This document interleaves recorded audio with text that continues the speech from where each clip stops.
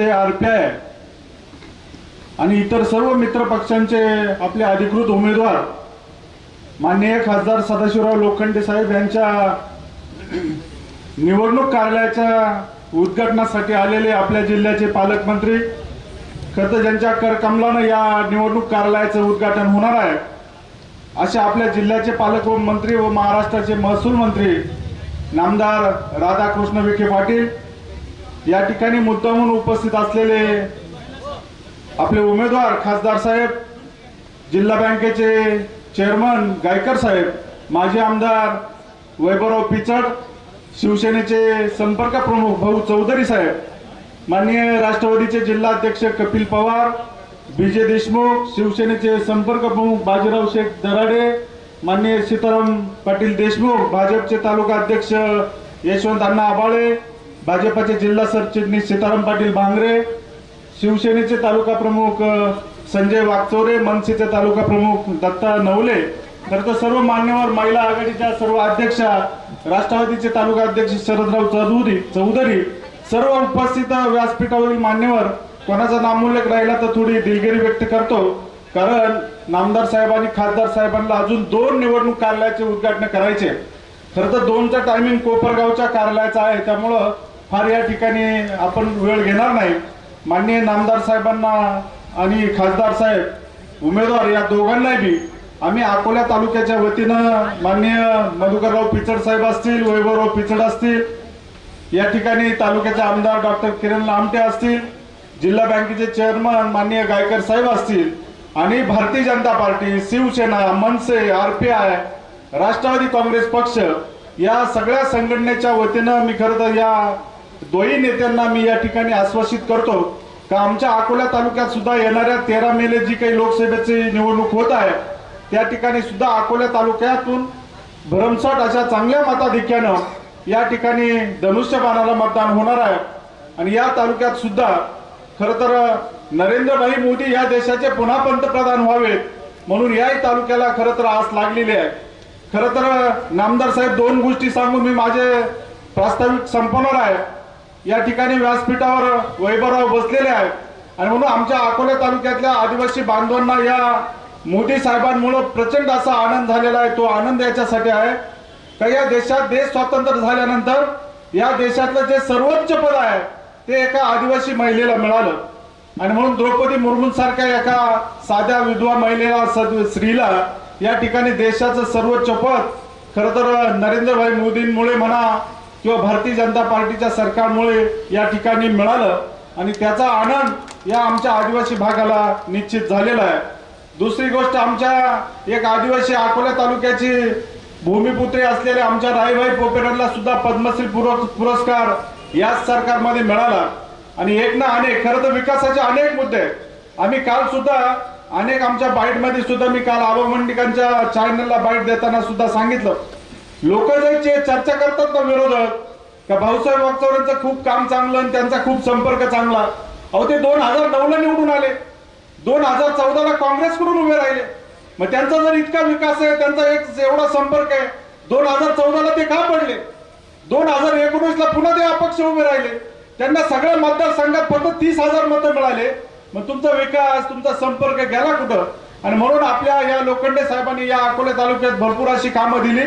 250-300 कोटीचे कामं खासदार साहेबांच्या माध्यमातून खरं तर या तालुक्याला मिळाली. आणि मी कालही स्पष्ट केलं, खरं तर नरेंद्रभाई मोदींनी या ठिकाणी स्थानिक विकास निधी लोकप्रतिनिधींना देण्यापेक्षा एक सेंट्रलाइज केली यंत्रणा. आणि तुम्ही बघा, जल जीवनला कोट्यवधी रुपयाचे काम आपल्या तालुक्यात हजारो कोटीचे काम जल जीवनचे चालू आहे. आपल्या तालुक्यातल्या अनेक शेतकऱ्यांना शेतकरी सन्मान योजना मिळतात. अनेक योजना या ठिकाणी नरेंद्रभाई मोदींनी सेंट्रलाइज करून जी काही डीबीटी योजना आणली, म्हणजे कोणती योजना करायची त्याच्यावर ते भ्रष्टाचार करण्यात त्याच्यापेक्षा थेट त्या लाभार्थ्याला त्याच्या खात्यावर जे काही निधी जाणार आहे आणि म्हणून डीबीटी सारखं सेंट्रलाइज केल्यामुळं खरं तर नरेंद्रभाई मोदींनी अनेक खात्यांना थोडा तसा विकासाला कमी निधी होता, परंतु सेंट्रलाइज केल्यामुळे या देशाचा मित्रांनो विकास झाला. आपण कोरोनाच्या काळात बघितलं, नुसतं या भारत देशालाच नाही तर जगाला लस पुरवली आणि म्हणून या ठिकाणी जगाला लस पुरवली. त्यामुळं मोफत लस करून या कोरोनाच्या या संकटात मोदींनी आपल्याला वाचवलं। अनेक योजना सारख्या सारख्या, तुमच्या राम जन्मभूमी अभियान असू दे, 370 कलम असू दे, आणि जगात या भारताचा दबदबा कोणी वाढवला असेल तर नरेंद्रभाई मोदींनी खरं तर वाढवला। आणि म्हणून तुम्ही आम्ही या भारत देशाचे देशवासी खूप भाग्यशाली आहोत का आपल्याला देशाचं नेतृत्व करणारा असा खणखर नेता मिळाला का त्यांनी भारताची मान जगात उंचवली। आणि म्हणून पुन्हा एकदा या 2024 ची जरी निवडणूक असली तर पुढच्या 50 वर्षाचं नियोजन, विकासाचं विजन घेऊन नरेंद्रभाई मोदी काम करणार आहे। एक मुद्दाच मी स्पष्ट करून माझं भाषण प्रास्ताविक संपवणार आहे। खरं तर विरोधक मुद्दा काय म्हणतात का भाजप आणि मोदी संविधान संपवणार आहे, संविधान धोक्यात आणलंय।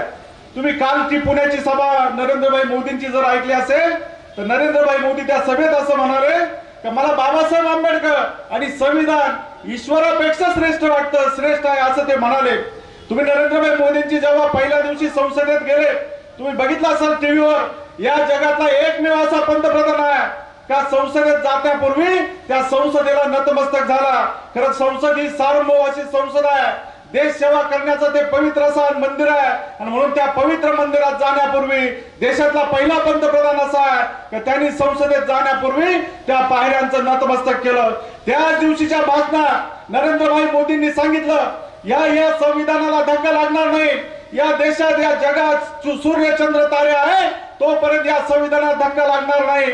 आणि या ठिकाणी जे काही आपल्या विरोधात जे भूलभुलैया करू राहिले संविधान धोक्यात, अरे आपल्या लोकांनी ठणकावून सांगितलं पाहिजे, सोशल मीडियाला आपल्या लोकांनी आता ऍक्टिव्ह झालं पाहिजे आणि संविधान धोक्यात आहे त्यांना सगळ्यांना आपण सांगितलं पाहिजे। आणि या बाबासाहेब आंबेडकरांचा अनेक वेळा पराभव या काँग्रेस पक्षाने केला। कधी लोकसभेत या बाबासाहेब आंबेडकरांना याच काँग्रेसवाल्यांनी जाऊन दिलं नाही, परंतु जेव्हा भाजपचं सरकार आलं, नरेंद्रभाई मोदी या देशाचे पंतप्रधान झाले, हिंदू मिलचा प्रश्न एका मिनिटात मिटवला। 3000 कोटीची जमीन हिंदू मिलची ती बाबासाहेब आंबेडकरांच्या स्मारकासाठी या देशात नरेंद्रभाई मोदींमुळे हिंदू मिलची जागा बाबासाहेब आंबेडकरांच्या स्मारकासाठी मिळाली। नरेंद्र मोदींनी एक पंचतीर्थ सूत्री विकसित केली का ती विकसित कोणती केली तर बाबासाहेब आंबेडकरांचं जन्मगाव असेल, मऊ असेल, नागपूरची दीक्षाभूमी असेल, हिंदू मिलची जागा असेल, इंग्लंडच्या ज्या घरात बाबासाहेब आंबेडकरांनी अभ्यास केला आणि ते राहिले तो घर विकत घेऊन त्या इंग्लंडला सुद्धा बाबासाहेबांचं खरं तर स्मारक या ठिकाणी केलं। आणि दलितांसाठी अनेक कामं, अनेक योजना नरेंद्रभाई मोदींनी केला। तुम्हाला आठवत असेल 2014 ला पहिल्यांदा पंतप्रधान झाले। पंतप्रधान झाल्यावर जेव्हा राष्ट्रपतीची निवडणूक आली तेव्हा या देशात पहिला राष्ट्रपती दलित या नरेंद्रभाई मोदींनी आपल्या रामनाथ कोविंदांना केलं। मग ते असं म्हणलं नाही मी कशाला दलितांना करू, आणि म्हणून दलित, सवर्ण किंवा आदिवासी असा कोणताही भेदभाव न करता या देशातला दलित महत्वाचा, या देशातला आदिवासी महत्वाचा हा केंद्रबिंदू मानून नरेंद्रभाई मोदींचा खरं तर कारभार चालू आहे। आणि म्हणून या ठिकाणी माननीय लोखंडे साहेब निवडून येणार आहे, माननीय पालकमंत्री स्टेजवर आहे, पालकमंत्र्यांना मी विनंती करणार आहे आमच्या तालुक्यात मतं मागायला आम्हाला जाताना नामदार साहेब एक 2-3 गोष्टी आम्ही तुम्हाला सांगणार आहे, त्याची पूर्तता तुम्ही करावी। आमच्या तालुक्यात जो काही या तालुक्यात 100 TMC पाऊस पडतो, त्याच्यातलं बरचसं पाणी समुद्राला वाहून जातं आणि म्हणून पश्चिमेला वाहून जाणारं पाणी ते पूर्वेकडे जर वळालं तर आमचा आढावा विभाग जिवंत होईल, आमचा प्रवरा विभाग जिवंत होईल, आमचा मुळा कायम स्वरूपी जिवंत होईल। आणि म्हणून नामदार साहेब एकनाथराव शिंदे असेल, देवेंद्र फडणवीस असतील, अजितदादा पवार असतील, या तिन्ही नेत्यांचं जे स्वप्न आहे का समुद्राला जाणारं पाणी वळवायचं आहे। आणि मी माननीय नामदार साहेब विखे पाटलांना विनंती करणार आहे तुम्ही या कामात जातीनं लक्ष घालून याला टोकन मिळवून याचा आता सर्वे झालेला आहे तर तातडीनं जर हे काम झालं तर आपल्याला अतिरिक्त पाणी आपल्या या अकोला तालुक्याला मिळेल आणि त्याच्यातही लक्ष घालावं। खरं पालकमंत्री महोदयांनी या तालुक्यात अनेक कामं केली। पालकमंत्री महोदयांना मी अकोला तालुक्याच्या सर्व नगरवासियांना, सगळ्या नागरिकांच्या वतीनं पालकमंत्र्यांना मनापासून धन्यवाद एवढ्यासाठी देणार आहे। देश स्वतंत्र झाल्यानंतर या तालुक्यात पहिल्यांदा पंतप्रधान अकोल्याच्या भूमीवर पाय ठेवला आणि पहिले पंतप्रधान नरेंद्र मोदी या अकोला तालुक्याच्या भूमीवर आले।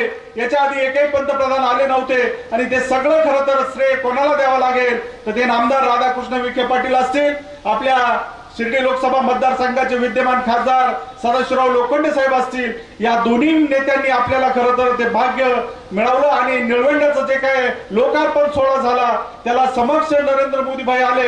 त्या स्वागताला वैभव भाऊ आम्ही त्या ठिकाणी होतो, सीताराम भांगरे होते, आमचा ऊर भरून आला कारण हा जगातला एवढा विश्व नेता, आणि बघा जगात सगळ्यात विश्व नेता, सगळ्यात महान नेता कोण असेल तर नरेंद्र मोदी आहे.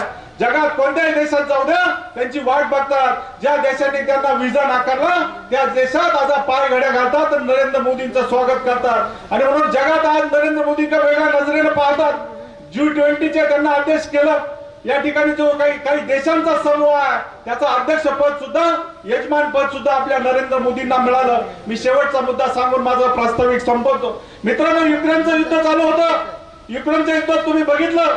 त्या ठिकाणी त्या दोन्ही देशांना वाटायचं कोणी समेट घालावा, तर नरेंद्रभाई मोदींनी समेट घालावा म्हणून त्या दोन्ही देशांना वाटायचं. तुम्ही बघा, नुसतं युक्रेनच नाही, या भारत देश सोडून इतर देशात कोणत्याही भारतीयाला अडचणी उद्या आणि त्यांच्या डोळ्यासमोर नरेंद्र मोदी दिसतात.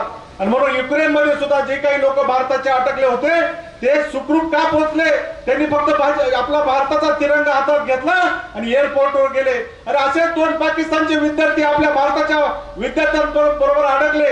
आणि ते पाकिस्तानचे विद्यार्थी म्हणाले अरे आम्ही कसं जायचं? तर ते आपले विद्यार्थी म्हणाले भारतातले, तुम्हाला जर सुखरूप जिवंत एअरपोर्टवर यायचं असं तर भारताचा झेंडा हातात धरा, तुम्ही सुखरूप एअरपोर्टवर या. आणि त्या विद्यार्थ्यांनी भारताचा झेंडा हातात धरला आणि सुखरूप त्या एअरपोर्टवर आले. इतकी मोठी ताकद नरेंद्रभाई मोदींनी या जगात निर्माण केली. आणि म्हणून ही निवडणूक वाकचौरे किंवा लोखंडे साहेबांची नाही, लोखंडे साहेबांना खासदार करायचं म्हणून नाही, तर ज्या नरेंद्र मोदींसाठी त्या सभागृहात नरेंद्र मोदींच्या बाजूला जो वर हात करणार आहे त्या उमेदवाराला आपल्याला संसदेत पाठवायचा आहे. आणि तो वर हात करणारा माणूस आहे माननीय खासदार सदाशिवराव लोखंडे साहेब. आणि म्हणून कोणाच्या मनात काही असू द्यात, लोखंडे साहेबांना आम्हाला सभा मंडप दिला नाही, आम्हाला रस्ता दिला नाही, अहो ही नंतरची कन्सेप्ट झाली. खरं खासदार कशाला असतात माहितीये का?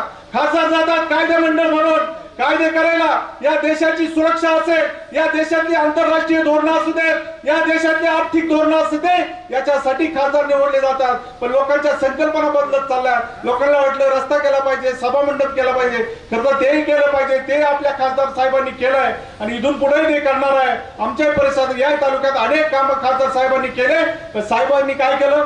थाळाभर केलं, पण राळाभर सुद्धा सांगितलं नाही. आणि त्या भाऊसाहेब वागचौरी राळाभर केलं, थाळाभर सांगतोय आता. आणि म्हणून आपण सुद्धा सकारात्मक दृष्टीनं आपल्या सगळ्या कार्यकर्त्यांनी सक्रिय, पॉझिटिव्ह आणि एक आक्रमकपणाने या निवडणुकीला सामोरं जायचंय. आणि सगळ्यात महत्वाचं आपल्याला सोशल मीडियावर ऍक्टिव्ह व्हावं लागेल. आणि आपला विजय आपल्या हातात आहे, त्याला मेला आम्ही या तालुक्याच्या वतीनं माननीय राधाकृष्ण विखे पाटील आणि स्वतः उमेदवार खासदार सदाशिवराव लोखंडेंना आमच्या पूर्ण तालुक्यांच्या वतीनं, महायुतीच्या सर्व घटक पक्षांच्या वतीनं आश्वासित करतो की यावेळेस निश्चित आम्ही या तालुक्यातून आघाडी देऊ. एवढं बोलतो माझं प्रस्ताव